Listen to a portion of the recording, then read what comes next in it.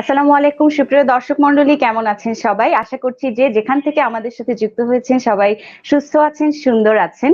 সুন্দর থাকতে কে না চায়? সুন্দর থাকার জন্য এবং যাতে নিজেকে খুব বেশি বয়স্ক না দেখা যায়, বয়সের চেয়ে একটু কম বয়স্ক দেখা যায়, সেটি কিন্তু আসলে আমাদের সবাই, যে কেউ বলি না, কিন্তু সবারই কিন্তু একটা আকাঙ্ক্ষা থেকে যায়। এবং যারা এই আকাঙ্ক্ষা মনে নিয়ে বসবাস করছেন অথবা কোনো সমস্যায় পড়েছেন কিন্তু সমাধান খুঁজে পাচ্ছেন না, তাদের জন্য আমাদের আজকের এই পর্ব।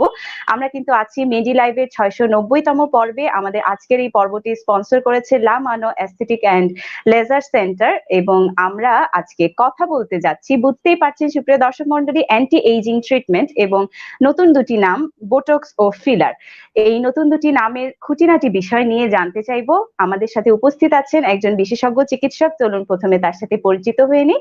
ডাক্তার মোহাম্মদ রায়হান হোসেন আছেন আমাদের সাথে, যিনি কনসালটেন্ট অ্যাস্থেটিক ডার্মাটোলজিস্ট ও লেজার স্পেশালিস্ট হিসেবে কর্মরত আছেন লা মানো অ্যাস্থেটিক অ্যান্ড লেজার সেন্টারে। আপনাকে আমাদের অনুষ্ঠানে স্বাগতম জানাচ্ছি। কেমন আছেন? ধন্যবাদ ডক্টর রবি। আমি doctor Mohammad Raihan Hossain, consultant dermatologist and aesthetic physician, লা মানো অ্যাস্থেটিক্স, গুলশান, ঢাকা। সবাইকে শুভ সন্ধ্যা এবং আসসালামু আলাইকুম। আজকে আমরা যে টপিকটি নিয়ে কথা বলবো সেটি হচ্ছে তারুণ্য কিভাবে ধরে রাখা যায় এবং anti ageing treatment.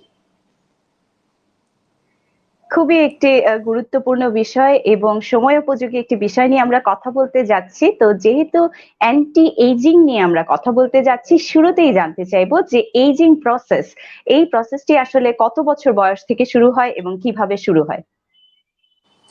Actually ageing process একটি ন্যাচারাল প্রক্রিয়া। শরীরের স্বাভাবিক গঠন যেভাবে বয়সের সাথে সাথে পরিবর্তিত হয়, ঠিক এইজিং প্রসেসটা একইভাবে শুরু হয়ে থাকে। সাধারণত 25 বছর বয়স থেকেই এই এজিং এর পরিবর্তনটা দেখা যায়। তবে এই 25 থেকে 30 বছর বয়সের মধ্যে যে পরিবর্তন, সেটা খুব একটা লক্ষণীয় হয় না, কারণ সেই পরিবর্তনটা খুব ধীর গতিতে হয়। কিন্তু 30-এর পর থেকে এই বয়সের যে এজিং এর প্রসেসটা আরেকটু এক্সেলারেটেড থাকে। সেজন্য কিন্তু দেখা যায় যে 30 থেকে 35 হওয়ার মধ্যেই চেহারার মধ্যে কিছু বয়সের ছাপ চলে আসে। তখন এই এজিং প্রক্রিয়াটা কয়েকটি কারণে সাধারণত হয়ে থাকে। বিশেষ করে এনভায়রনমেন্টাল কিছু কজ, কিছু জেনেটিক কজ, এবং কখনো কিছু লাইফস্টাইলের ব্যাপার থাকে, খাদ্যাভ্যাস, এই ধরনের নানা কারণে কিন্তু আমাদের এজিং প্রসেসটা ত্বরান্বিত হয়ে থাকে। সাধারণত দেখা যায় যে পরিবেশগত যে কারণগুলো সবচেয়ে বেশি দায়ী, সেটা হচ্ছে সূর্যালোকে থাকা সেই আলট্রাভায়োলেট রেডিয়েশন এ এবং বি। এটি কিন্তু আমাদের দেহে সরাসরি ত্বকের মধ্যে প্রবেশ করতে পারে এবং এজিং প্রসেসটা স্টার্ট করে থাকে। আমাদের এজিং প্রসেসের জন্য সবচেয়ে প্রয়োজনীয় যে কোষ ফাইব্রোব্লাস্ট, যেখান থেকে আমাদের ইলাস্টিন, হাইলোরিক অ্যাসিড, এই ধরনের খুব দরকারি জিনিসপত্র আসে, যেটা আমাদের তারুণ্য ধরে রাখতে সাহায্য করে। এই সূর্যালোকে থাকা আলট্রাভায়োলেট রেডিয়েশন কিন্তু আমাদের সেই ফাইব্রোব্লাস্টকে ক্ষতিগ্রস্ত করে, তার স্বাভাবিক কার্যক্রমকে ব্যাহত করে, ডিএনএ স্ট্রাকচারকে অল্টার করে।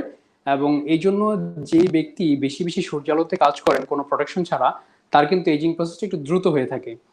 তাছাড়া আমাদের এই পরিবেশ কিন্তু নানা ধরনের পলিউশন থাকে, ডাস্ট, অ্যালার্জিক অনেক কিছু, অনেক ধরনের কসমেটিক অনেক ইউজ করেন, সেগুলোর প্রভাবেই কিন্তু চেহারার মধ্যে এজিং প্রসেস হতে পারে। যদি প্রতিদিন আমরা আমাদের কার্যক্রমগুলো শেষ করার পরে আমাদের ফেসটাকে যদি সঠিকভাবে ক্লিন না করি, খুব ভালো একটা ক্লিনজার দিয়ে, সেখানে ডাস্ট পার্টিকেলগুলো কিন্তু আমাদের ফেসে থেকে যায় এবং সেগুলো কিন্তু এজিং প্রসেসকে ত্বরান্বিত করে। তাছাড়া জেনেটিক্যালি যেটা হয় যে 25 বছর বয়সের পর থেকে আমাদের শরীরে ফাইব্রোব্লাস্টের কার্যক্ষমতা আস্তে আস্তে কমতে থাকে, এবং একই সাথে হচ্ছে অস্টিওক্লাস্ট নামে এক ধরনের সেল থাকে, যেটা হচ্ছে আমাদের শরীরে বোনকে গঠন করে আর কি। সেই অস্টিওক্লাস্টিক অ্যাক্টিভিটিও কিন্তু একটু একটু করে বাড়তে থাকে, যার কারণে আমাদের বোনগুলো ক্ষয় হতে থাকে। সেজন্য কিন্তু আমাদের বয়স বাড়ার সাথে সাথে এই চিকের এই ধরনের এই জায়গায় যে বোনগুলো আছে, সেগুলো আস্তে আস্তে একটু ডিপ্রেসড হয়, সেখানে কিন্তু ফ্যাট লস হয় এবং আমাদের চেহারা একটু ঝুলে যায়। এই ধরনের পরিবর্তনটা আসে। এটা অনেক সময় হরমোনাল পরিবর্তনের জন্য হয়ে থাকে। পুরুষ এবং মহিলা উভয়ের ক্ষেত্রে কিন্তু একই বয়সে এই এজিং প্রসেসটা স্টার্ট হয়, কিন্তু মহিলাদের ক্ষেত্রে একটি বিশেষ হরমোন, যেটা হচ্ছে ইস্ট্রোজেন, যেটা হচ্ছে একজন মহিলার শরীরে হরমোনকে সবসময় নিয়ন্ত্রণ করে এবং এই ফ্যাটের স্ট্রাকচারটা কেমন হবে এবং ফ্যাট ডিপোজিশনটা এবং ফ্যাটের যে স্বাভাবিক গঠনটাকে নিয়ন্ত্রণ করে। বয়স বাড়ার সাথে সাথে মহিলাদের শরীরে কিন্তু ইস্ট্রোজেন প্রোডাকশন কমতে থাকে। বিশেষ করে যখন মেনোপজে আসেন তখন কিন্তু ইস্ট্রোজেন প্রোডাকশনটা অনেকটা কমে যায়। সেজন্য কিন্তু একজন মেনোপজে আসা মহিলা যার বয়স প্রায় 40-এর কাছাকাছি, ওনাদের কিন্তু এই বয়সের ছাপটা অনেক বেশি পরিলক্ষিত হয় একজন পুরুষের তুলনায়। কারণ হচ্ছে ওনার ইস্ট্রোজেনটা কমে যাচ্ছে শরীর থেকে। সেই সময় কিন্তু অনেক সময় এই ইস্ট্রোজেন থেরাপি দিয়ে কিন্তু এই ধরনের আমরা কিছু চিকিৎসা করে থাকি, যাতে হচ্ছে ফ্যাট লসটা পরিমাণে কম হয়। এছাড়া আমাদের পরিবেশগত আরো কিছু কারণ আছে, যার কারণে হচ্ছে এই ধরনের এজিং প্রসেসটা দ্রুত হতে পারে। আমাদের শরীরের ভিতরে কিন্তু প্রতিনিয়ত মেটাবলিজম হচ্ছে, সেই মেটাবলিজম থেকে ফ্রি রেডিকেলস আসছে এবং সেই ফ্রি রেডিকেলসের কারণেও কিন্তু আমাদের ত্বকের স্বাভাবিক কোষগুলো ক্ষতিগ্রস্ত হচ্ছে। এবং অনেকে থাকি দীর্ঘদিন ধরে বিভিন্ন রোগে আক্রান্ত আছেন, যেমন ডায়াবেটিসে অনেকদিন ধরে আক্রান্ত, থাইরয়েড ডিসঅর্ডার আছে বা কোনো ধরনের কানেকটিভ ডিসঅর্ডার আছে, তাদের শরীরেও কিন্তু এই ফাইব্রোব্লাস্ট ক্ষতিগ্রস্ত থাকে, কোলাজেন ডিপোজিশনের সমস্যা থাকে। সেই জন্য কিন্তু তারুণ্যটা অন্যান্য মানুষের তুলনায় দ্রুত চলে গিয়ে বয়সের ছাপটা চলে আসে। সাধারণত এই ধরনের যে কারণগুলো যদি আমরা অ্যাভয়েড করতে পারি, সেক্ষেত্রে কিন্তু অনেকাংশে আমরা তারুণ্যকে ধরে রাখার ক্ষেত্রে এটা বিশেষ ভূমিকা পালন করবে। খাদ্যাভ্যাস তার মধ্যে অন্যতম একটি প্রধান কারণ। যদি আপনি পরিমিত সবজি, শাক এবং সবুজ শাকসবজি এবং যে খাবারগুলোতে ভিটামিন আছে সেগুলো যদি আপনি খান, তাহলে কিন্তু চেহারায় বয়সের ছাপটা ধীরে আসবে। পাশাপাশি হচ্ছে পরিমিত পরিমাণে পানি পান করা, কারণ আমাদের শরীরের প্রত্যেকটা কোষ কিন্তু আমরা জানি যে প্রায় 70% হচ্ছে পানি দিয়ে তৈরি থাকে। সেক্ষেত্রে যদি আমরা পানিটা কম খাই তাহলে কোষগুলো কিন্তু স্বাভাবিক কার্যক্রম তার ব্যাহত হয়। সেই ক্ষেত্রে কিন্তু বয়সের ছাপ দ্রুত চলে আসে এবং ঘুম একটি অন্যতম ইম্পর্টেন্ট কারণ, এবং স্ট্রেস। এই জিনিসগুলো যদি আমরা সত্যি যদি কন্ট্রোল করতে পারি তাহলে কিন্তু আমাদের এজিং প্রসেসকে আমরা ধীর গতিতে নিয়ে আসতে পারি, যদিও আমরা স্টপ করতে পারবো না কারণ এটি একটি ন্যাচারাল প্রসেস। এই হচ্ছে আমাদের স্বাভাবিক জীবনযাপন প্রক্রিয়া এবং এই কারণে সাধারণত বয়স এর ছাপটা অন্যদের থেকে কম্পারেটিভলি দ্রুত আসতে পারে। জি, তাহলে আপনার আলোচনা থেকে, আপনার কথা থেকে যেটি বুঝতে পারলাম যে 25 বছর বয়স থেকে এজিং প্রসেস শুরু হয়ে যায় এবং 30 থেকে 35 বছর বয়সে নারী এবং পুরুষ উভয়ের ক্ষেত্রে এজিং এর কিছু ছাপ পড়তে থাকে। তো অ্যান্টি এজিং ট্রিটমেন্ট এটি আমরা আসলে জানতে চাইছি। তো অ্যান্টি এজিং ট্রিটমেন্ট বলতে আমরা আসলে কি বুঝি? যেহেতু আপনি বলেছেন যে এটি একটি ফিজিওলজিক্যাল প্রসেস, এটিকে টোটালি স্টপ করা যাবে না, এটাকে কিছুটা মডিফাই করা যাবে হয়তোবা বা একটু লেট করানো যাবে। তো সেই অ্যান্টি এজিং ট্রিটমেন্ট সম্পর্কে একটু যদি বলেন। অ্যান্টি এজিং ট্রিটমেন্ট শব্দটা শুনতে মনে হয় যেন আমরা বয়সটাকে বন্ধ করে দিতে পারবো। অ্যান্টি এজিং মানে একদম বয়স যে ছাপ আস্তে আস্তে আসতেছে বা বয়সের যে পরিবর্তন সেটা আমরা অ্যান্টি কিছুটা কাজ করবো, জাস্ট যেটা পরিবর্তন করে ফেলবে খুব দ্রুত বা হচ্ছে একেবারে স্টপ করে দিবে, সত্যিকার অর্থে সেটা সম্ভব না। আমাদের যে চিকিৎসা পদ্ধতিগুলো অ্যাভেলেবল আছে সেটা ক্ষেত্রে কিন্তু আমরা সেগুলো অ্যাপ্লাই করে আধুনিক বিজ্ঞান, চিকিৎসা বিজ্ঞানের সফলতার কারণে যে চিকিৎসা পদ্ধতিগুলো এখন বর্তমানে অ্যাভেলেবল আছে সেই চিকিৎসা পদ্ধতি আমরা যদি নেই, সেক্ষেত্রে কিন্তু এজিং এর ছাপটাকে আমরা অনেকাংশেই কমাতে পারি। যেমন একজন মানুষের যদি বয়স 60 হয়ে থাকে, আমরা কিন্তু অ্যান্টি এজিং ট্রিটমেন্ট দিয়ে তাকে 10 ইয়ার্স আরো ইয়াঙ্গার করতে পারি, সেই সুযোগ আমাদের কাছে আছে। এই ধরনের চিকিৎসা পদ্ধতির মধ্যে সারা বিশ্বে সবচেয়ে বেশি প্রচলিত যে চিকিৎসা পদ্ধতিগুলো এই মুহূর্তে আছে তার মধ্যে সবচেয়ে বেশি কমন হচ্ছে Botox, filler, chemical peeling, PRP, camouflage, mesotherapy এবং আরো নানা ধরনের চিকিৎসা পদ্ধতি আছে। তবে কাকে কোন ধরনের চিকিৎসা পদ্ধতিতে আমরা নিয়ে আসব এবং কোন চিকিৎসা পদ্ধতি কার জন্য প্রয়োজন সেটা কিন্তু সত্যিকার অর্থে একজন রোগীকে একজন ডাক্তার জাজমেন্ট করবেন, তার স্কিনের কন্ডিশনটা কেমন, সেই কন্ডিশনকে আমরা অ্যানালাইসিস করে ওনার এজিং প্রসেসটা কোন পর্যায়ে আছে, কোথায় ফ্যাট লস হয়েছে বা স্কিন কোন কোন জায়গায় ড্যামেজড আছে সেটাকে জাস্টিফাই করে ওনার জন্য অ্যাপ্রোপ্রিয়েট যে চিকিৎসা পদ্ধতি সেটা আমরা ওনাকে সাজেস্ট করব এবং একটা লাইফস্টাইল আমরা বলে দিব যেভাবে যদি আপনি সেটা পালন করেন তাহলে কিন্তু চিকিৎসাটা অনেক বেশি ফলপ্রসূ হয়ে থাকে। জি, অবশ্যই। কারণ আপনি তো অনেকগুলো নিয়ামকের কথা বলেছেন, অনেকগুলো কারণের কথা বলেছেন যারা এজিং প্রসেসকে ত্বরান্বিত করে। তো একেকজনের ক্ষেত্রে অবশ্যই কারণগুলো একেক রকম ভাবে রয়েছে, একেক রকম ইন্টেন্সিটিতে রয়েছে। তো অবশ্যই পেশেন্ট টু পেশেন্ট ভ্যারি করে এবং সুপ্রিয় দর্শক আপনারা বুঝতেই পারছেন যে এই যে সুযোগ সুবিধাগুলো রয়েছে বাংলাদেশে এখন প্রচলিত, সেই সুযোগ সুবিধাগুলো কার ক্ষেত্রে কোনটা প্রযোজ্য হবে তা জানার জন্য কিন্তু বিশেষজ্ঞ চিকিৎসকের শরণাপন্ন হবেন এবং আমাদের আজকে যে sponsor La Mano aesthetic and skin centre, সেখানেও কিন্তু আপনারা যেতে পারেন, কারণ অত্যাধুনিক সব চিকিৎসা পদ্ধতি কিন্তু সেখানে রয়েছে। কি কি চিকিৎসা পদ্ধতি রয়েছে আমরা অবশ্যই ডক্টর রায়হানের কাছ থেকে শুনবো। তার আগে একটু জানতে চাইবো, আপনি অনেকগুলো নাম বলেছেন, অবশ্যই দর্শক জনগণের কাছে নামগুলো কিছুটা নতুন লাগতে পারে, তো এর মধ্যে দ্রুততম কার্যকরী পদ্ধতি কোনটি? অ্যান্টি এজিং এই যে ট্রিটমেন্ট পদ্ধতিগুলোর কথা আপনি বলেছেন। জি, আমরা যেগুলো চিকিৎসা পদ্ধতির কথা আমি বলেছি, এই প্রত্যেকটা চিকিৎসা পদ্ধতি কিন্তু সারা বিশ্বে প্রচলিত, এবং বিশ্বের সব উন্নত দেশে যেভাবে চিকিৎসাগুলো দেওয়া হয়ে থাকে আমরা কিন্তু বাংলাদেশে সেই সমস্ত টেকনোলজিকে এই মুহূর্তে অ্যাভেলেবল করেছি। যত মেশিনারি দরকার সেই মেশিন থেকে শুরু করে এবং যত ধরনের সাপোর্ট দরকার কেমিক্যাল মেডিকেশন থেকে শুরু করে সবকিছু কিন্তু এই মুহূর্তে অ্যাভেলেবল আছে। তার মধ্যে অনেকে চান যে আমি এজিং অ্যান্টি এজিং ট্রিটমেন্টটার ফলাফলটা খুব দ্রুত চাই। এই ধরনের রোগীদের ক্ষেত্রে বিশেষ করে আমরা প্রথমে সাজেস্ট করে থাকি বোটক্স এবং ফিলার। প্রথমে একটু ফিলার নিয়ে কথা বলি। ফিলার শব্দটি আমরা শুনেই বুঝতে পারি যে কোনো কিছু একটা ফিল করতে হবে, মানে পূর্ণ করতে হবে যেখানে হচ্ছে সেখানে ঘাটতি রয়ে গিয়েছে। যেমন আমি একটু আগে বলেছিলাম যে এজিং প্রসেসের একটা কারণ হচ্ছে আমাদের বোনগুলো কিন্তু ক্ষয় হচ্ছে দিনে দিনে, এবং এই বোনগুলো ক্ষয় হওয়ার কারণে হাড় যখন ক্ষতিগ্রস্ত হচ্ছে আমার কিন্তু এই হাড়গুলো ভিতরের দিকে চলে যাচ্ছে। স্পেসিফিক্যালি ভিতর দিকে চলে যাওয়ার জন্য স্কিনের উপরে যেই স্ট্রাকচারগুলো ছিল সেগুলো কিন্তু আস্তে আস্তে ডাউন হচ্ছে। ডাউন হওয়ার জন্য এই জায়গাগুলোতে ফ্যাট লস হয়ে ভলিউমটা কমে যায়। আমরা কিন্তু ফিলার ব্যবহার করে সেই ভলিউমটাকে আগের পর্যায়ে নিয়ে আসতে পারি একটা নির্দিষ্ট সময়ের জন্য। সেই যেই কেমিক্যাল দিয়ে আমরা এই চিকিৎসাটা করে থাকি সেটাকে ইন জেনারেল একটা শব্দে বলা হয় ফিলার। বিভিন্ন ধরনের ফিলার কিন্তু এই মুহূর্তে মার্কেটে অ্যাভেলেবল আছে। তার মধ্যে আমরা বিশেষ করে সারা বিশ্বে সবচেয়ে বেশি প্রচলিত যে চিকিৎসা পদ্ধতি যেটাকে বলা হচ্ছে ডার্মাল ফিলার। আমরা স্কিনের ত্বকের একটা অংশের নাম হচ্ছে ডার্মিস, যেখানে হচ্ছে এই ফিলার দিয়ে চিকিৎসা করে থাকি। সেই ডার্মাল ফিলারের মধ্যে সবচেয়ে বেশি কমন প্রচলিত হচ্ছে হাইলোনিক অ্যাসিড। এবং ফিলার কিন্তু অনেক ধরনের আছে, যেটা হচ্ছে পার্মানেন্ট ফিলার বা সেমি পার্মানেন্ট, কখনো কখনো হচ্ছে অ্যাবজর্বেবল ফিলার। এই ধরনের ফিলারগুলোর মধ্যে আগে বেশি প্রচলিত ছিল পার্মানেন্ট ফিলার বা সেমি পার্মানেন্ট ফিলার। এই কথাগুলো অর্থ হচ্ছে যে আমি একটা জায়গায় ফিল করব কোন একটা পদার্থতেই, যেমন সিলিকন ছিল একটা পার্মানেন্ট ফিলার, সেটা দিয়ে ফিল করতে গেলে প্রবলেমটা যেটা হতো তখন কিন্তু এটা সাইড ইফেক্ট অনেক বেশি দেখা গিয়েছে, এবং সিলিকনের সাইড ইফেক্টের ডেথ রিপোর্ট পর্যন্ত আছে ওয়ার্ল্ডে। সেজন্য কিন্তু একসময় সিলিকন দিয়ে এই ধরনের ফিলারের ট্রিটমেন্টগুলো কিন্তু বন্ধ হয়ে যায় বা এখন অত এটা প্রচলিত না। এরপরে সেমি পার্মানেন্টের মধ্যে হচ্ছে ফ্যাট ফিলার বা ক্যালসিয়াম ডেরিভেটিভস কিছু ফিলার, যেটা দিয়ে হচ্ছে আমি 1 থেকে 2 বছরের জন্য একটা জায়গায় ফিল করতে পারি। কিন্তু সেইগুলোরও কিন্তু সাইড ইফেক্ট কম্পারেটিভলি একটু বেশি। এই জন্যই হচ্ছে আধুনিক বিশ্বে সবচেয়ে বেশি প্রচলিত হচ্ছে hyaluronic acid filler. Hyaluronic acid ফিলারটা একটা ন্যাচারাল সোর্স থেকে আসে, সেজন্য যখন আমরা হিউম্যান বডিতে সেটাকে দিই সেক্ষেত্রে কিন্তু পার্শ্ব প্রতিক্রিয়া হওয়ার চান্স একেবারেই কম। সারা বিশ্বে এখনো পর্যন্ত ওইরকম কোনো কেস রিপোর্ট নেই যে হাইলোনিক অ্যাসিড ফিলার দিয়ে খুব বিশেষ কোনো ধরনের সমস্যা হয়েছে। খুব স্বাভাবিক কিছু অসুবিধা হতে পারে, তবে বেশিরভাগ ক্ষেত্রে একজন স্কিলড ডার্মাটোলজিস্ট যখন ফিলার নিয়ে কাজ করেন তখন কিন্তু সেই ক্ষেত্রে সমস্যা একেবারেই হয় না। এবং এই হাইলোনিক অ্যাসিড ফিলার কিন্তু আরো অনেকগুলো পজিটিভ কারণ আছে, যেই কারণগুলোর জন্য হাইলোনিক অ্যাসিড ফিলারটা এত বেশি বিখ্যাত এখন পৃথিবীতে। কারণ হচ্ছে হাইলোনিক অ্যাসিড ফিলারের মধ্যে গ্লাইকোসামিনোগ্লাইকেন থাকে, যেটা হচ্ছে আমাদের বডি ন্যাচারাল একটা কম্পোনেন্ট। এটা যখন আমরা বডিতে দেই তখন কিন্তু তার একটা ইয়াকে বলে, একটু ক্রাইটেরিয়াকে বলা আপনাকে হচ্ছে আমি হাইড্রোফিলিক। একটু ইন্টারাপ্ট করি। জি জি।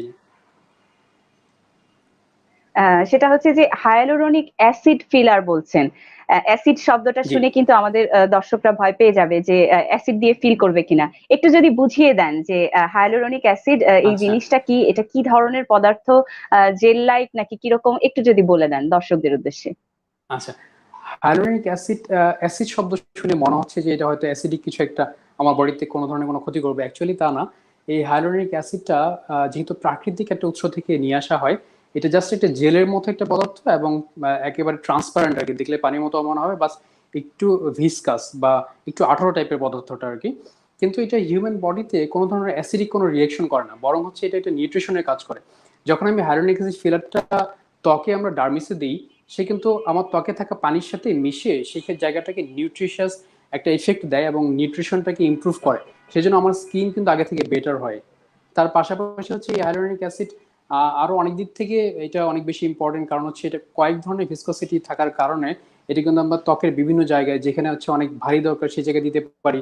যে জায়গায় পাতলা হাইলোরিক অ্যাসিড দরকার সেখানেও আমরা ইনজেক্ট করতে পারি। এবং আরো একটা বেনিফিশিয়াল পার্ট হচ্ছে এই হাইলোরিক অ্যাসিড আমরা যখন মানে বডিতে দেই, স্পেসিফিক্যালি বডি দেওয়ার পরে কিন্তু স্পেসিফিক্যালি কোনো সাইট আছে কি? স্পেসিফিক্যালি কোনো যে সাইট সাইটগুলোতে আছে আমরা সবচেয়ে বেশি মানে স্পেসিফিক হ্যাঁ কোনো সাইট আছে কিনা? আপনারা আপনারা যে পেশেন্টদেরকে পান, নিশ্চয়ই আপনারা বেশ কিছু জি পেশেন্ট পেয়েছেন এর মধ্যে। তো আপনারা জি যে জি পেশেন্টদেরকে পান, তাদের ইউজুয়ালি কোন কোন সাইটে এই হাইলুরনিক অ্যাসিড ফিলার দিয়েছেন আপনারা? আচ্ছা, আমরা বেশিরভাগ ক্ষেত্রেই পেশেন্টদেরকে হাইলোরিক অ্যাসিড এই ফিলার দিয়ে যে জায়গাগুলো চিকিৎসা করে থাকি তার মধ্যে অন্যতম প্রধান একটি হচ্ছে আইয়ের ডার্ক সার্কেল রিমুভ মানে ট্রিটমেন্ট আর কি। যেমন অনেকের হচ্ছে যে চোখের নিচে এই জায়গাটা হচ্ছে ফ্যাট লস হয়ে চোখের নিচটা একটু গর্তযুক্ত মনে হয়, সেখানে কিন্তু আমরা হাইলোরিক অ্যাসিড ফিলার দিয়ে খুব চমৎকারভাবে কাজ করতে পারি। তার এই যে ডার্কনেসটা চলে যায়, আইয়ের ডার্ক সার্কেলটা কারেকশন হয়ে যায়, স্যাড লুকটা চলে যায়। অনেকে থাকেন যাদের নোজের শেপটা নিয়ে তারা একটু চিন্তিত, নোজ শেপটা তাদের পছন্দ মতো না, সেক্ষেত্রে কিন্তু আমরা হাইলোরিক অ্যাসিড ফিলারটা সেখানে ব্যবহার করে কিন্তু রাইনোপ্লাস্টি যেটাকে বলে নন সার্জিক্যাল, সে কিন্তু নোজ শেপিং আমরা করতে পারি। অনেকের থাকে যে নাকটা খাড়া না, সেক্ষেত্রে আমরা হাইলোরিক অ্যাসিড ফিলার করতে পারি। কখনো কখনো সেক্ষেত্রে বটক্সেরও সহযোগিতা লাগে, সেটা আমি একটু পরে বলবো। তার মানে নোজ শেপিং আমরা করতে পারি হচ্ছে হাইলোরিক অ্যাসিড ফিলার দিয়ে। অনেকে থাকে যে এই নাকের এই পাশ থেকে মাউথ পর্যন্ত একটা লাইন যেটাকে আমরা বলি ন্যাসোলেবিয়াল ফোল্ড, এই জায়গাটা অনেক ডিপ হয়ে যায় বয়স বাড়ার সাথে সাথে, সেটা কিন্তু আমরা ফিলার দিয়ে কারেকশন করতে পারি হাইলোরিক অ্যাসিড ফিলার দিয়ে। তার পাশাপাশি হচ্ছে অনেকে চিক যেটা আমি বললাম যে বয়সের সাথে সাথে নেমে যায়, সেটা আমরা হাইলোরিক অ্যাসিড দিয়ে কিন্তু আপ করতে পারি। এবং পাশাপাশি হচ্ছে যে এই চিনটা কিছু দিয়ে কেউ ইমপ্রুভ করতে চায়, অনেকেই থাকেন যে লিপ অগমেন্ট করতে চান, কারণ হচ্ছে তাদের লিপটা তাদের প্রত্যাশা অনুযায়ী ওইরকম শেপের না, সেটাকে আমরা হাইলোরিক অ্যাসিড ব্যবহার করে তাকে একটা বেটার লুক দিতে পারি এবং চমৎকার একটা শেপ নিয়ে আসা যায়, উনি যেরকম প্রত্যাশা করেন অনেকটা সেরকমই। তো এবং তার পাশাপাশি আমরা জ লাইন প্রি জ লাইনও করতে পারি। এই যে জি আপনি জি আপনি যেটা বললেন যে এটা একটা জেল লাইক সাবস্ট্যান্স, এবং জেল লাইক জি এই সাবস্ট্যান্সটা আমাদেরকে সুন্দর দেখাতে সাহায্য করবে, সেটা বুঝতে পারছি। কিন্তু যখন এই যে আমি ধরে জি নিলাম যে আমার লিপস বা আমার জ বা আমার নোজ আমি আম, আহ, করলাম হাইলোরনিক অ্যাসিড দিয়ে ফিল করলাম, আমার জি কি একটু হেভি ফিলিং জি জি হবে জি না? বা যিনি করবেন, যে পেশেন্ট করবেন, তার কি হেভি ফিলিং হবে না? আচ্ছা, এটা হচ্ছে যে আমরা কিন্তু খুবই কম পরিমাণে ইউজ করি, খুব বেশি পরিমাণে কিন্তু সেটা ইউজ করা হয় না, কারণ এই যে গ্যাপগুলো থাকে সেই গ্যাপগুলো কিন্তু ফিল করার জন্য 1 ml এর থেকে কম ফিলার লাগে অনেক ক্ষেত্রে আর কি। সেই ক্ষেত্রে খুব বেশি একটা ভারী ওকে ফিল ওকে। হওয়ার সুযোগ নেই, কারণ এটা ন্যাচারাল একটা কম্পোনেন্ট হওয়ার কারণে কিন্তু শরীরের সাথে খুব সহজে মিশে যায়। এটা মনে হবে আমার বডির একটা পার্ট আর কি, বাইরের কোনো ফরেন বডি মনে হবে না যে আমি বাইরে থেকে কোনো কিছু ইনজেক্ট করলাম। যেহেতু ন্যাচারাল সোর্স থেকে আসে সেই হিসাবে কিন্তু এটাকে ভারী মনে হয় না, খুব সহজেই শরীরের সাথে মানানসই হয়ে যায়। অ্যাডজাস্ট হয়ে যায়, ওকে। সো এটার জি জন্য এই যে আমরা যেহেতু আমরা তো দুইটি পদ্ধতি সম্পর্কে আজকে বিস্তারিত আলোচনা করব। প্রথমে আমরা ফিলার নিয়ে আলোচনা জি করছি। তো ফিলারের জন্য অ্যাপ্রোপ্রিয়েট ক্লায়েন্ট কারা, কাদেরকে আপনারা বেছে নেন? ফিলারের জন্য অ্যাপ্রোপ্রিয়েট ক্লায়েন্ট হচ্ছে যাদের বডিতে এজিং প্রসেসটা অলরেডি স্টার্ট হয়েছে, এবং ওনার এই এজিং প্রসেসটা নিয়ে ওরিড, উনি চিন্তিত, উনি এটা কারেকশন করতে চান, তারাই কিন্তু আমাদের মেইন ক্লায়েন্ট এবং তারাই হচ্ছে আমাদের মেইন পেশেন্ট। এবং একটা জিনিস জেনে রাখা ভালো যে এই ফিলার হাইলোরিক অ্যাসিড দিয়ে চিকিৎসা পদ্ধতিটি কিন্তু এফডিএ অ্যাপ্রুভাল আছে, মানে food and drug administration of USA. এই জন্য কিন্তু সারা ওয়ার্ল্ড ওয়াইড এই ফিলার চিকিৎসাটা এত বেশি বহুল প্রচলিত। তো এইজিং এর ছাপে যাদের হচ্ছে কপালে রিঙ্কেলস আছে এবং সবসময় এই কপালের ভাঁজটা দেখা যায়, উনি এক্সপ্রেশন দিলেও না দিলেও এটাকে বলা হয় স্ট্যাটিক রিঙ্কেল। এই কপালের স্ট্যাটিক রিঙ্কেলের ভাঁজটাকে কিন্তু আমরা ফিলার দিয়ে কারেকশন করতে পারি। এই ধরনের রিঙ্কেলগুলো কিন্তু মুহূর্তের মধ্যে উইদিন 10 মিনিটস কিন্তু এটা চলে যাবে। তার পাশাপাশি নোজ শেপিং করতে পারি আমরা ফিলার দিয়ে। অনেকে যার নোজ নিয়ে টেনশনে থাকেন, উনি নোজের শেপ নিয়ে যার ব্যাপারে ওনার কমপ্লেন আছে, সেটা কিন্তু আমরা শেপিং করতে পারি, রিশেপ করতে পারি। জ লাইন যাদের যারা এটি নিয়ে স্যাটিসফাইড না তাদেরকে আমরা কারেকশন করতে পারি। ন্যাজোলেবিয়াল ফোল্ড যাদের সমস্যা হচ্ছে, অনেকে ফেস লিফট আপ করতে চান, আমরা কিন্তু 8টা পয়েন্টে ফেসে হাইলোরিক অ্যাসিড ফিলারকে ব্যবহার করে কিন্তু ফেসকে লিফট আপ করতে পারি। কারণ হচ্ছে বয়সের সাথে সাথে আমরা জানি যে গ্র্যাভিটির জন্য কিন্তু আমাদের ফেসের নিচের অংশটা কিন্তু একটু ঝুলে যায়, কারণ ওই যে আমি বললাম যে ফাইব্রোব্লাস্ট কোলাজেন কমে যাওয়ার জন্য কিন্তু ইলাস্টিসিটি বেড়ে গিয়ে এই জায়গাগুলো কিন্তু একটা স্কোয়ার শেপ চলে আসে। সেই ক্ষেত্রে কিন্তু আমরা ফিলার ব্যবহার করে ফেসটাকে একটু আপ করতে পারি, ভি শেপের কাছাকাছি নিয়ে আসতে পারি, ফেসকে আপ করা যায় এবং হচ্ছে ইয়াঙ্গার এবং ইয়াথ লুকটাকে উইদিন 10 মিনিটস ফিরিয়ে নিয়ে আসা যায়। Within, sorry, within 10 minutes, within 10 how much minutes time? Within 10 minutes. সুপ্রিয় 10 দর্শক শুনতেই পাচ্ছেন, 10 মিনিট দশ হুম। 10 মিনিট 10 মিনিটের মধ্যে কিন্তু আপনার চেহারায় যদি কোনো বয়সের ছাপ থেকে থাকে সেটি তারা দূর করে আপনাকে আবার ইয়াঙ্গার লুকিং, মানে আপনাকে আবার তরুণ করে দিতে পারবে। সুতরাং কেন নেবেন না সুযোগ? অবশ্যই নেবেন। খরচের সম্পর্কে একটু জানতে চাইবো। খরচটা অ্যাকচুয়ালি এটা অনেক কিছুর উপর নির্ভর করে। কোন ধরনের ফিলারটা আমরা ব্যবহার করছি, সারা বিশ্ব জুড়ে সবচেয়ে বেশি প্রচলিত যে ফিলারগুলো সবচেয়ে বেশি ক্লায়েন্টরা ব্যবহার করে থাকেন এবং বিশ্বে প্রসিদ্ধ, সেটা হচ্ছে রেস্টাইলিং, জুভিডার্ম, স্কালপ্রা, তারপরে বেলোটেরো। আমরা এই ধরনের বুঝি ফিলারগুলো নাই। নিয়েই কিন্তু কাজ করি। এই এই এত হ্যাঁ, কঠিন নাম আমিও বুঝি নাই, আমার দর্শকও বুঝে নাই। একটু বুঝিয়ে এটা হচ্ছে বলেন। এটা হচ্ছে বিভিন্ন বিশ্বে হচ্ছে এই ফিলারগুলো সবচেয়ে বেশি প্রচলিত। তো এই ধরনের ফিলারগুলো প্রচলিত কারণ হচ্ছে এই কোম্পানি যে ফিলারগুলো তৈরি করে সেই ফিলারগুলোর এফেক্ট একটু লঙ্গার পিরিয়ড অফ টাইমের জন্য থাকে, প্রায় 9 থেকে 12 মাস পর্যন্ত কিন্তু সেটা এফেক্ট থাকে এবং বডিতে কোনো ধরনের পার্শ্ব প্রতিক্রিয়া তৈরি করে না এবং ফেসের বিভিন্ন জায়গা অনুযায়ী কিন্তু তারা ওই ফিলারগুলোকে তৈরি করে থাকে, সেই জন্য আমরা খুব সহজে সেটাকে ব্যবহার করতে পারি। এখন এটার খরচটা নির্ভর করবে হচ্ছে কোন ব্র্যান্ডের ফিলারকে নিয়ে আমরা কাজ করছি। সবচেয়ে বিশ্বে প্রসিদ্ধ যে ফিলারগুলো সবগুলো কিন্তু তুলনামূলক একটু কস্টলি।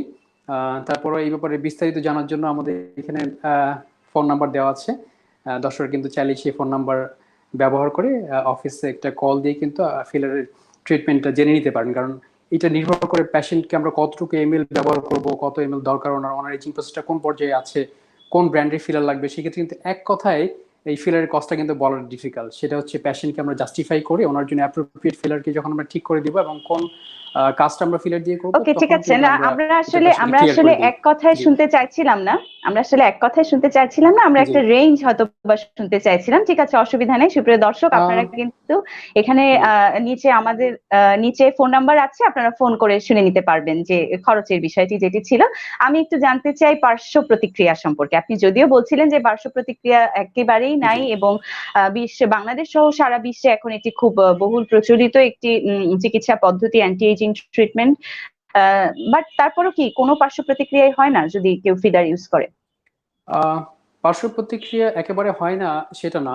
আহ, এই পার্শ্ব প্রতিক্রিয়াটি কিন্তু নির্ভর করে বেশিরভাগ ক্ষেত্রেই যে ডক্টর চিকিৎসাটা করছেন উনি যদি স্কিল থাকেন, ওনার যে রোগীর ফেসে উনি চিকিৎসাটা করবেন সেই ফেসের অ্যানাটমি, মাসল, সমস্ত স্ট্রাকচার যদি ওনার খুব ভালো করে জানা থাকে, কোন কোন জায়গায় ফিলার দিলে প্রবলেমটা হবে সেই জায়গাগুলোকে যদি আমরা অ্যাভয়েড করতে পারি, সেক্ষেত্রে কিন্তু আসলে পার্শ্ব প্রতিক্রিয়া হওয়ার সুযোগ খুবই কম।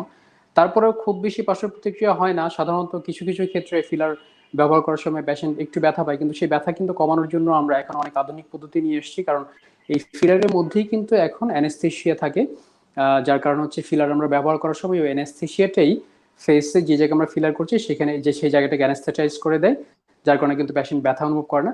কখনো কখনো খুব অল্প মাত্রায় ব্লিডিং হতে পারে, কিছু কিছু জায়গাতে কিছু অল্প সময়ের জন্য এরাইথেমা মানে হচ্ছে একটু লালচে আকার ধারণ করতে পারে, সেটা কিন্তু ঘন্টা কয়েকের মধ্যে বা হচ্ছে উইদিন এ ডে ঠিক হয়ে যায়। যদি ফিলার অ্যাপ্রোপ্রিয়েটলি ইউজ না করা হয় কোনো কারণে, সেই ক্ষেত্রে অনেক সময় গ্র্যানুলোমার মতো একটা আনএক্সপেক্টেড সিচুয়েশন হতে পারে, তবে সেটার রেশিও খুবই কম। স্কিল হ্যান্ডে সাধারণত এই ধরনের প্রবলেমগুলো হয় না। এবং আপনারা ফিলারটা কি ওয়েতে আসলে দিয়ে থাকেন, অ্যাপ্লাই করে থাকেন? আহ, আপনারা কি কোনো জি সিরিঞ্জের সাহায্য নেন নাকি স্কিন কেটে সেটাকে ঢুকিয়ে দেন, কিভাবে, পদ্ধতিটা কি আসলে? আচ্ছা, এইটা হচ্ছে এই ডার্মাল যে ফিলারগুলো হাইলোরনিক অ্যাসিড, সেটা হচ্ছে আমরা ত্বকের উপরিভাগে, যেটা আমি হাত দিয়ে ধরছি সেটা হচ্ছে এপিডার্মিস, এর নিচেই কিন্তু ডার্মিস থাকে। সেটা হচ্ছে একটা ইনজেকশনের নিডল থাকে, নিডল দিয়ে কিন্তু আমরা অ্যাপ্রোপ্রিয়েটলি সেটাকে জায়গা যেখানে প্রয়োজন সেখানে আমরা ইনজেক্ট করে থাকি। আহ, এটা এই ইনজেকশনটা নর্মাল বডিতে ইনজেকশন নেওয়ার মতোই একটা ইনজেকশন, ভয় পাওয়ার কিছু নেই। এখানকার নিডলগুলো খুবই টাইনি নিডল, খুব ছোট এবং খুব চিকন নিডল, যেহেতু আমরা ফিসে দেবো যেন পেশেন্ট ব্যথা না পায়, সেই জন্য যত ধরনের ব্যবস্থা নেওয়া দরকার সবগুলোই নেওয়া হয়। এবং আরেকটি হচ্ছে আমরা কিন্তু ওই ফেসে কোনো পেশেন্ট যদি ইঞ্জেকশন নিতে ভয় পায় তাহলে কিন্তু আমরা পুরো ফেসকে নাম করতে পারি, নার্ভ ব্লক ব্যবহার করে পুরো ফেসকে কিন্তু আমরা এমন একটা অবস্থায় নিয়ে আসতে পারি যেন কোনো ইঞ্জেকশন ধরে ব্যথা না পান। যতক্ষণ আমরা ইঞ্জেকশনটা দিব ততক্ষণের জন্য কখনো কখনো হচ্ছে টপিক্যাল ক্রিম, নামনেস ক্রিম আমরা ইউজ করি। সেই ক্রিমগুলো দিয়ে থাকার কারণে যখন আমি ইঞ্জেকশনটা দেবো তখনও কিন্তু পেশেন্টের ব্যথা হবে না। এবং আমরা বলি সবসময় এই পেশেন্টকে যে আমরা ইঞ্জেকশন নেওয়ার আগেও আইস ব্যবহার করতে এবং পরেও আইস ব্যবহার করতে, সেই ক্ষেত্রে ইঞ্জেকশন নিয়ে আসলে ভয় পাওয়ার কিছু নেই। জি, অসংখ্য ধন্যবাদ। আমাদের সাথে দর্শকরা রয়েছেন। একজন দর্শক প্রশ্ন করেছেন নুসরাত জাহান। তিনি জানতে চেয়েছেন যে কতদিন পর্যন্ত এই ফিলার গুলো লাস্ট করে? এগুলো লঙ্গার লাস্টিং কিনা এবং আপনারা কি ব্র্যান্ড আসলে ইউজ করছেন? যদিও আপনি কিছুটা বলেছেন, দর্শকের প্রশ্নের উত্তরে কি বলতে চাইবেন? জি,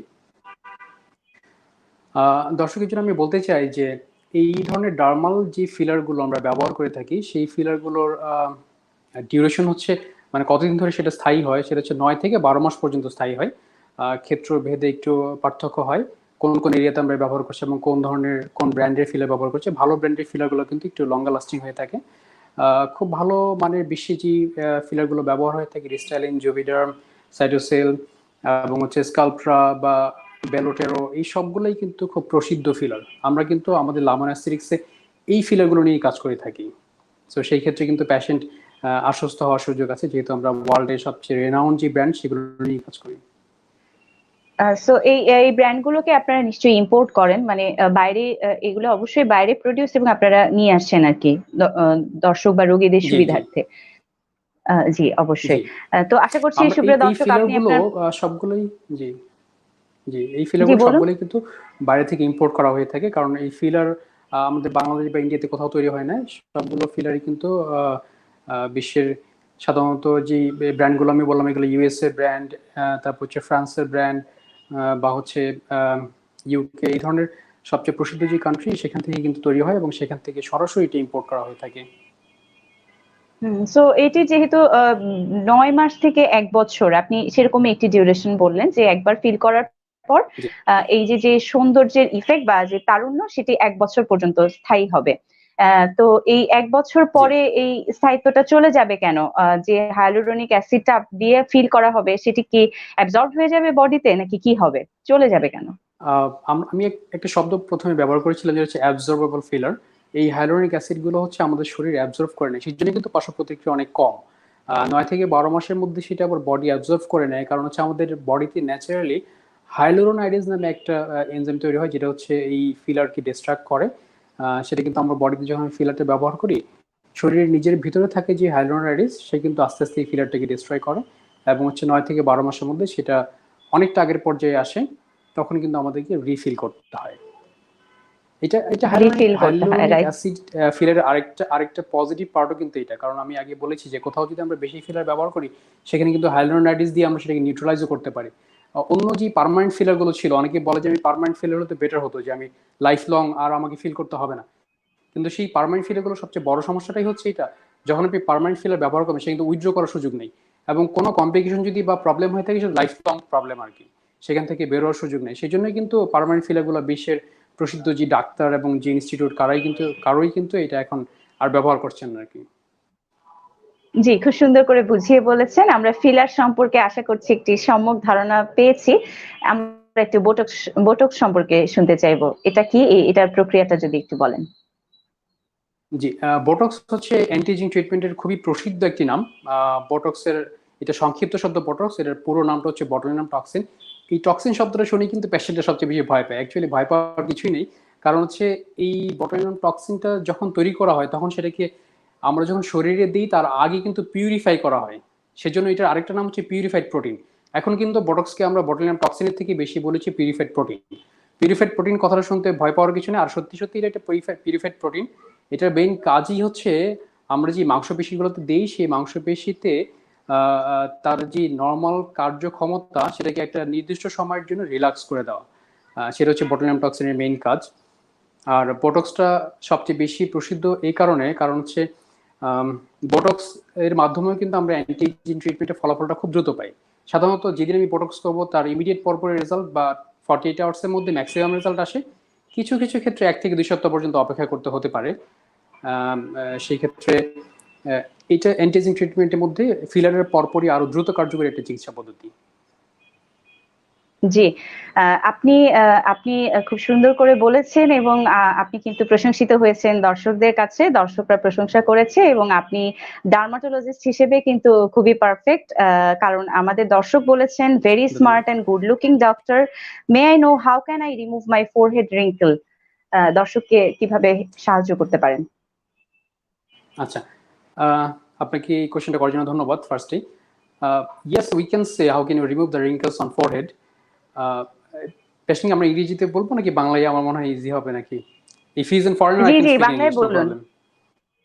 নো, ঠিক আছে। সানোয়ার হোসেন, আমার মনে হয় ফোরহেডের যে হি ইজ রিঙ্কেলটা, নট ফরেনার। জি ঠিক আছে, আমি বাংলায় বলছি।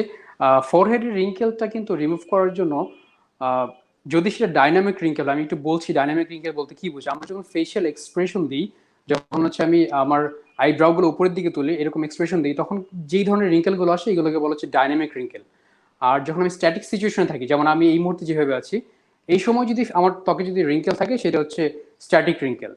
তো ডাইনামিক রিঙ্কেলটা তৈরি হয় কিন্তু মাংসপেশির কার্যের জন্য। যখন আমি মাংসপেশিকে সংকুচিত করছি তখন ডাইনামিক রিঙ্কেলগুলো আসছে। এবং আমি আগে বলেছি যে আমরা মাংসপেশিতে বোটক্সটাকে ব্যবহার করি। সো এটা, এই রিঙ্কেলগুলো যদি ডাইনামিক রিঙ্কেল হয়ে থাকে তাহলে কিন্তু বোটক্স এটার জন্য পারফেক্ট। কিন্তু সাথে যদি দেখা যায় আমি যখন কোনো এক্সপ্রেশন দিচ্ছি না তখনও রিঙ্কেল আছে, সেটাই কিন্তু অবশ্যই ফিলার লাগবে। সো এটা নির্ভর করতেছে রোগীর রিঙ্কেল গুলো কোন পর্যায়ে আছে, স্ট্যাটিক নাকি ডাইনামিক নাকি বোথ, দুটাও হতে পারে। সেই ক্ষেত্রে রিঙ্কেল আমরা অবশ্যই রিমুভ করতে পারি আমি বোটক্স এবং ফিলার উভয়ের সহায়তায়। জি, দর্শক আশা করছি আপনি আপনার প্রশ্নের উত্তর পেয়েছেন। আপনার রিঙ্কেলটি ডাইনামিক নাকি স্ট্যাটিক সেটি একটু বুঝে নেবেন এবং বিশেষজ্ঞ চিকিৎসকের শরণাপন্ন হবেন। আর আমাদের আজকের স্পন্সর লামেনা তো রয়েছেই আপনাদের পাশে।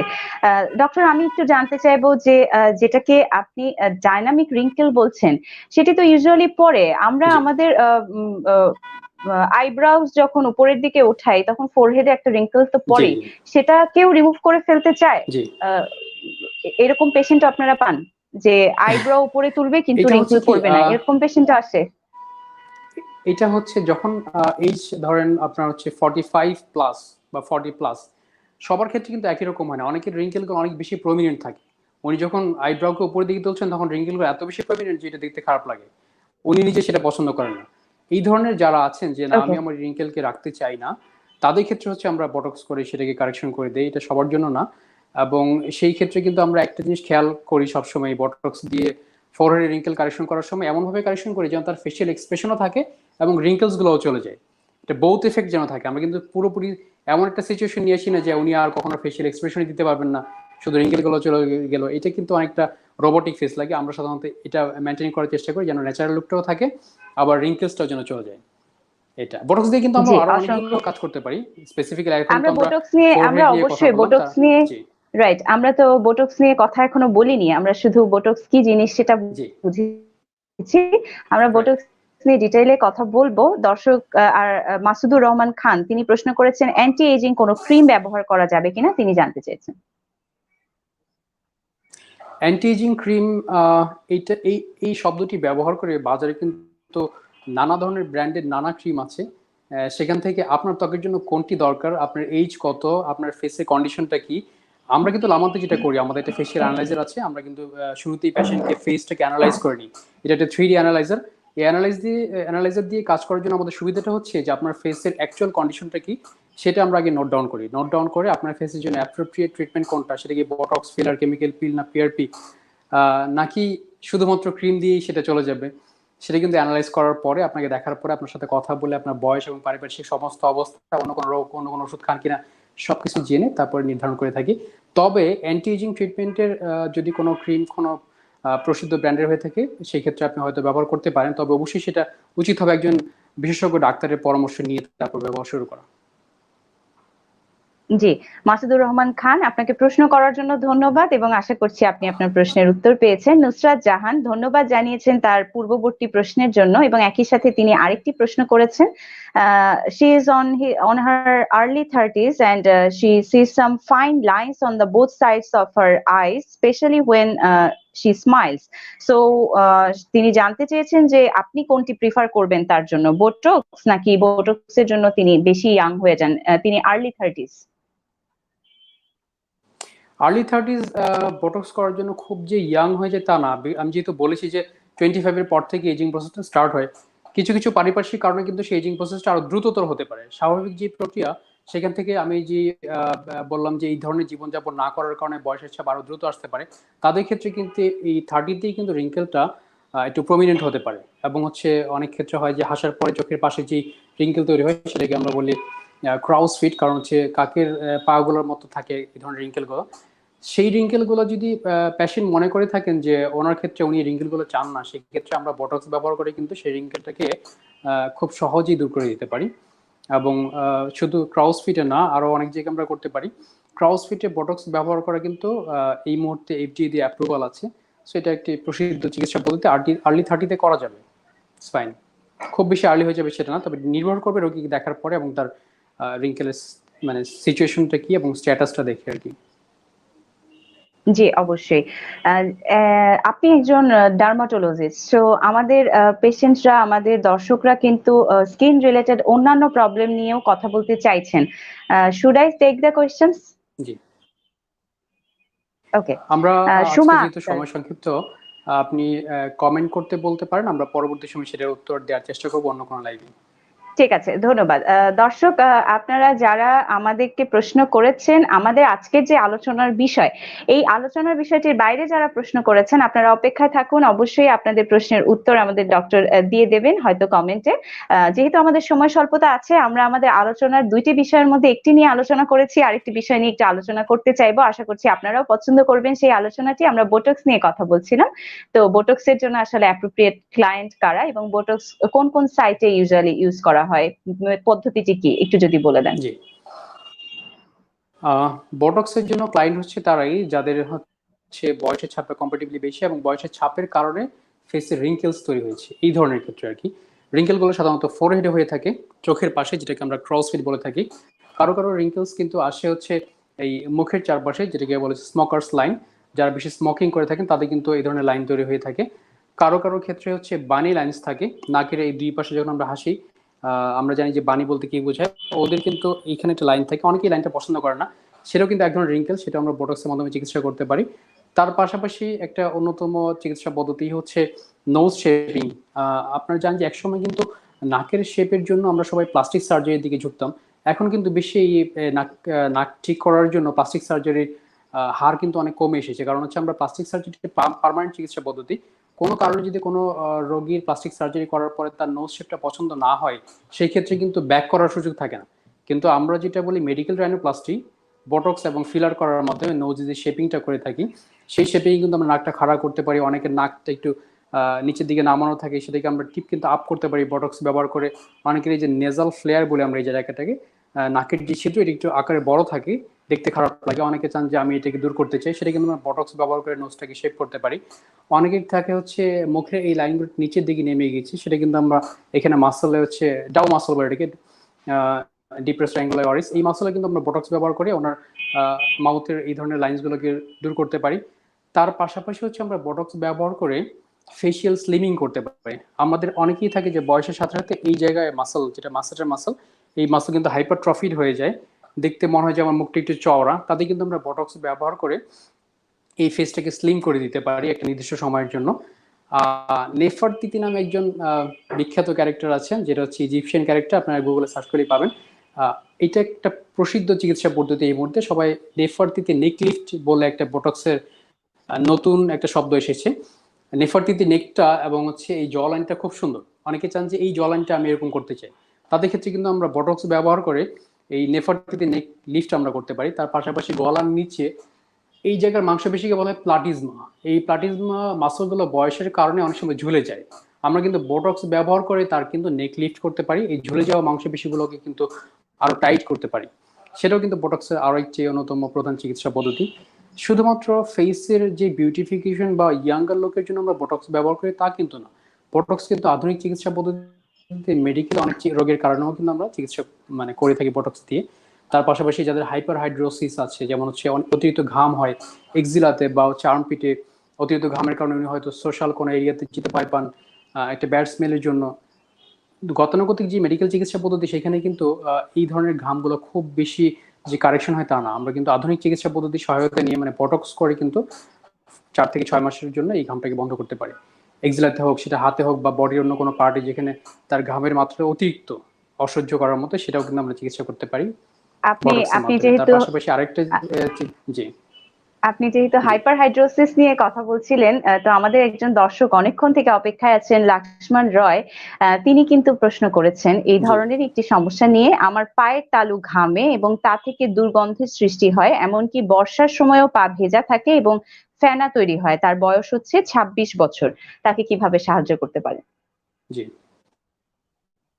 জি দর্শক, আপনার ক্ষেত্রে হচ্ছে যেটা, আপনি একজন অভিজ্ঞ ডার্মাটোলজিস্টের কাছে সর্বপ্রথম আসতে হবে, কারণ আপনার হাইপার হাইড্রোসিসের কজটা আগে আমাদের আইডেন্টিফাই করতে হবে। আপনার কি কোনো হরমোনাল ডিস্টারবেন্সের জন্য এই হাইপার হাইড্রোসিস হচ্ছে, নাকি আপনি কোনো জবে থাকেন যেটা অতিরিক্ত স্ট্রেসফুল সিচুয়েশন সেই জন্য হাইপার হাইড্রোসিস, বা অন্য কোনো ধরনের হরমোনাল ইমব্যালেন্সের জন্য হচ্ছে কিনা, সেই ক্ষেত্রে আমাদের রোগের কারণটাকে আগে আইডেন্টিফাই করতে হবে। আইডেন্টিফাই করে যদি কোনো কারণ পাওয়া যায় সেটা চিকিৎসা আমরা করবো। রোগীকে আমরা চিকিৎসা পদ্ধতি যেগুলো অ্যাভেলেবল আছে, কিছু কিছু টপিক্যাল ক্রিম আছে, কিছু খাওয়ার ওষুধ আছে, সেগুলো দিয়ে কিন্তু আমরা হাইপারহাইড্রোসিসকে আমরা প্রিভেন্ট করতে পারি। এবং কিছু পদ্ধতি আছে, জীবন ধারণের পদ্ধতি, যেগুলো অবলম্বন করলেও কিন্তু এই ধরনের হাইপারহাইড্রোসিস, পা ঘামার যে সমস্যার কথা আপনি বললেন, সেখান থেকে আমরা আপনাকে মুক্ত করতে পারি। কিন্তু সেটা সত্যি নির্ভর করবে একজন অভিজ্ঞ ডার্মাটোলজিস্টের কাছে যখন আপনি যাবেন, আপনাকে যখন সে এক্সামিন করবেন, উনি দেখার পর যখন রোগটি নির্ণয় করে আপনার সঠিক চিকিৎসা দিবেন, তখন কিন্তু আপনি সহজে এখান থেকে মুক্ত হতে পারেন। আমরা কিন্তু বটক্সেও যেতে পারি সেক্ষেত্রে, বাট তার আগে অবশ্যই, যেহেতু এটি ব্যয়বহুল চিকিৎসা পদ্ধতি, সেক্ষেত্রে কিন্তু আপনাকে আমরা শিওর হয়ে নিব যে এই হাইপারহাইড্রোসিসের কারণটা কি। জি, আরেকজন দর্শক প্রশ্ন করেছেন, স্বর্ণা ইসলাম। তিনি জানতে চেয়েছেন লিপ ফিলার করে পারফেক্ট শেপ পাওয়া যাবে কিনা এবং এটার কোনো সাইড ইফেক্ট আছে কিনা। লিপ ফিলার কিন্তু, ফিলার চিকিৎসা করে আমরা ফেসে যেই পরিবর্তনগুলো করে থাকি, তার মধ্যে লিপ ফিলারের প্যাশন সবচেয়ে বেশি। সবাই, অনেকেই আছেন এই ধরনের প্যাশন যারা হচ্ছে তাদের লিপটা নিয়ে স্যাটিসফাইড না, তারা লিপের ভলিউমটাকে বাড়াতে চান, আপার লিপে স্পেসিফিক্যালি আর কি। এতে মোর অ্যাট্রাকটিভ লাগে। সেই ক্ষেত্রে লিপ ফিলার পুরোপুরি সেফ যদি একজন এক্সপার্ট হ্যান্ডে হয়ে থাকে, কারণ হচ্ছে লিপ ফিলার কোন কোন পয়েন্টে করতে হবে, লিপের আশেপাশে কিছু আর্টারি আছে, যে আর্টারিগুলোকে আমরা অ্যাভয়েড করতে হয় ফিলার করার সময়, সেটা যদি একজন অভিজ্ঞ ডার্মাটোলজিস্ট এবং অ্যাস্থেটিক ফিজিশিয়ান যদি এটা খেয়াল করে লিপ ফিলার করে থাকেন, সেই ক্ষেত্রে কিন্তু পার্শ্ব প্রতিক্রিয়া হওয়ার সুযোগ একেবারেই কম। 10 থেকে 15 মিনিটের ভিতরে খুব চমৎকার একটা শেপে নিয়ে আসা যায় লিপকে। তবে হচ্ছে নির্ভর করবে যে রোগীর লিপের সিচুয়েশনটা কেমন। ওনার যদি একেবারেই থিন লিপ হয়ে থাকে, তাহলে কিন্তু এটাকে একেবারে যে ডাবল সাইজ করা যাবে, নট লাইক দ্যাট, এরকম না। ব্যাপারটা হচ্ছে যার যেটুকু আছে সেটাকে আরেকটু বেটার করা যায়, কিন্তু সেই রোগীর প্রত্যাশা কতটুকু সেটা আমরা আগে আইডেন্টিফাই করে নিই। ওনাকে আমরা কতটুকু পর্যন্ত কারেকশন করতে পারবো সেটা রোগীকে আগে ব্যাখ্যা করে তারপর আমরা লিপ ফিলার করতে যাই। এবং পার্শ্ব প্রতিক্রিয়াহীনভাবে লিপ ফিলার করা হচ্ছে প্রতিনিয়ত। অনেক পেশেন্ট আছে আমাদের যাদেরকে আমরা লিপ ফিলার করি, দে আর হ্যাপি উইথ দ্যাট। জি, মোহাম্মদ মিজানুর রহমান জানতে চেয়েছেন অ্যান্টি এজিং ক্রিম সম্পর্কে। এই ব্যাপারে আসলে দর্শকদের খুব আগ্রহ রয়েছে, কোন ধরনের অ্যান্টি এজিং ক্রিম ব্যবহার করা উচিত তিনি জানতে চাইছেন। অ্যান্টি এজিং ক্রিম যদি আপনি বলেন, সেক্ষেত্রে আমি একদম আলোচনার শুরুতেই কিছু কথা বলেছিলাম যে ফাইব্রোব্লাস্ট একটা কোষের কথা, যে কোষটা হচ্ছে বয়সের সাথে সাথে তার প্রোডাকশন বডিতে কমতে থাকে, হাইলোনিক অ্যাসিড কমতে থাকে, কোলাজেন কমতে থাকে। আমার অ্যান্টি এজিং ক্রিমের মধ্যে এমন উপাদান থাকতে হবে যেই উপাদানগুলো হচ্ছে আমার সেই ফাইব্রোব্লাস্ট, হাইলোনিক অ্যাসিড, কোলাজেন, এই ধরনের যেই প্রোডাকশনগুলো আমার বডিতে কমে যাচ্ছে, অ্যান্টি এজিং ক্রিমের জন্য সেই উপাদানগুলো থাকে। মানে হচ্ছে আপনার বডিকে কোলাজেনকে ইনক্রিজ করবে, ফাইব্রোব্লাস্টকে স্টিমুলেট করবে, এবং হচ্ছে ইলাস্টিনকে ইমপ্রুভ করবে। এই ধরনের কম্পোনেন্টের ভিতরে স্পেসিফিক্যালি আমরা যদি সবার জন্য বলতে চাই, কারণ এই অ্যান্টিএজিং ট্রিটমেন্ট কিন্তু সবার জন্য ইকুয়াল না। যদি আমি সবার জন্য বলতে চাই, তাহলে একটা আমরা বলতে পারি যে এমন ক্রিম যেটাতে আপনার ভিটামিন সি আছে, সেটা আপনি নিঃসন্দেহে ব্যবহার করতে পারেন। কারণ আমরা জানি যে ভিটামিন সি কিন্তু সেই কোলাজেন সিনথেসিসকে স্টিমুলেট করে। আপনার হচ্ছে ভিটামিন সি সেরাম যদি আপনি ব্যবহার করেন ত্বকে, সেক্ষেত্রে কিন্তু কোলাজেন প্রোডাকশনটা ভালো থাকবে, আপনার ত্বকটা মোর ইয়াঙ্গার হবে। সেক্ষেত্রে আপনি যে ক্রিম ব্যবহার করছেন সেটার ভিতরে ভিটামিন সি আছে কিনা সেটা আপনি দেখে নিতে পারেন। এটা সবার জন্য আসলে ব্যবহার করা যায়, এটা একটা নিরাপদ ক্রিম। কিন্তু বাকি ক্রিমগুলো কার জন্য কোনটা অ্যাপ্রোপ্রিয়েট সেটা কিন্তু অ্যাজ এ হোল বলে দেওয়াটা ঠিক না। এটা একজন অভিজ্ঞ ডার্মাটোলজিস্টের কাছে যাওয়ার পরে আপনার স্কিনটা জাস্টিফাই করেই আপনার জন্য সঠিক অ্যান্টি এজিং ক্রিমটা নির্ধারণ করে দিবেন। সেক্ষেত্রে আপনি খুব ভালো ফলাফল পাবেন। জি, একদম সর্বোপরি মোট কথা হচ্ছে যে আপনার সমস্যা আছে, সমস্যা সমাধানের জন্য বিশেষজ্ঞ চিকিৎসকরা রয়েছেন। বিশেষজ্ঞ চিকিৎসকের শরণাপন্ন হতে হবে। আপনার স্কিন টাইপ, আপনার প্রবলেম, আপনাকে ইন্ডিভিজুয়ালাইজ করে আসলে বিশেষজ্ঞ চিকিৎসক পরামর্শ দেবেন।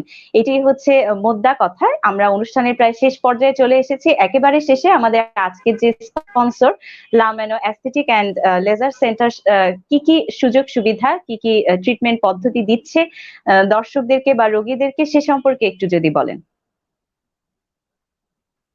আমি শুরুতেই বলেছিলাম যে অ্যান্টি এজিং ট্রিটমেন্টের প্রসিদ্ধ চিকিৎসা পদ্ধতি কোনগুলো, যেমন আমি বলেছি বোটক্স, বলেছি ফিলার, পিআরপি, মেসোথেরাপি, কেমোফ্লোজ, এই ধরনের, বা লেজার।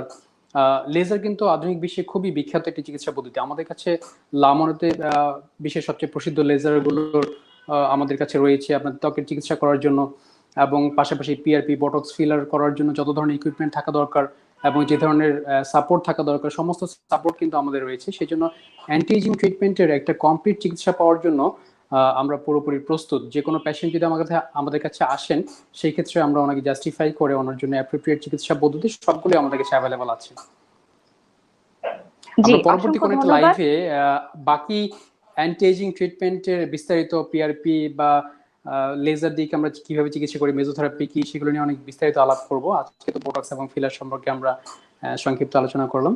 পরবর্তী সময় আমরা হয়তো এটা নিয়ে বাকি চিকিৎসা পদ্ধতিগুলো নিয়ে বিস্তারিত আলাপ করব। দর্শকদের উদ্দেশ্যে আমার বলার শেষ কথা যেটা, আপনাদের পছন্দের যেই টপিকের উপর আপনারা জানতে চান এবং আপনাদের যে সমস্যাগুলো আছে, লাইভে সবার প্রশ্নের উত্তর দেওয়াটা অনেক ডিফিকাল্ট, সেজন্য আপনারা কমেন্ট সেকশনে কমেন্ট করুন। আমরা সেই কমেন্টগুলোর যথাযথ রিপ্লাই আপনাকে দেওয়ার চেষ্টা করব, এবং পরবর্তী সময়ে অ্যান্টি এজিং ট্রিটমেন্টের জন্য কি ধরনের জীবন পদ্ধতি নির্ভর করা দরকার, তারপর প্রতিদিন কি হবে আপনার ত্বকের কোন ধরনের ক্লিনজার ব্যবহার করা দরকার, কিভাবে একটা routine daily skin care maintain করা যায়, সবকিছু নিয়ে আমরা বিস্তারিত একের পরে এক হয়তো লাইভে এসে আপনাদেরকে ওই তথ্যগুলো দিয়ে সহায়তা করার বিশেষ চেষ্টা করব।